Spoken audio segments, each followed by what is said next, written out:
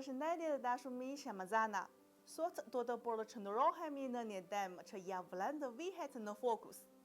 Cila është ajo përgjigjen të blojeni në vijim? Sot do të flasim për historinë e fushatit të Xiaogang. Në fushatin Xiaogang të qytetit Chuzhou të provincës Anhui, 82 vjeçari Yan Jinchang është i zënë me bujtinë familjare, duke ndarë historinë e reformës me turistët nga e gjithë bota. Në vitin 1978, ai dhe 17 fushatarë të tjerë ishin pionerë të sistemit të përgjegjësisë së kontratës familjare.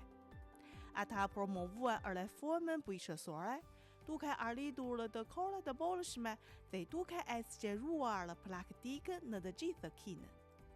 Nga vitin 2016, Xiaogang u reformua më tej, duke rigjallëruar burimet, si dokat dhe fabrikat, gjë që u mundësoi fushatarëve të merrnin dividend si aksioner.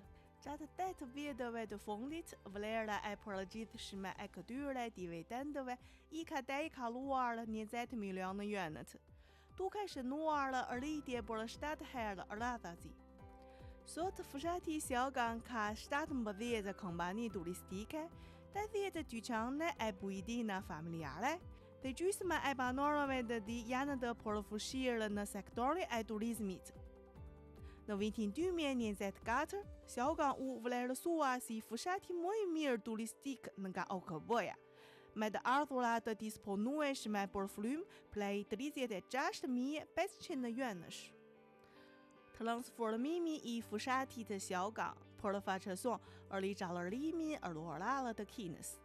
Gjatë periudhës së planit të 14-5 vjeçar, të ardhurat rurale për frymë janë rritur nga 18.900 yuan në vitin 2021 në 23.100 yuan vitin e kaluar. Niveli i modernizimit bujqësor është përmirësuar.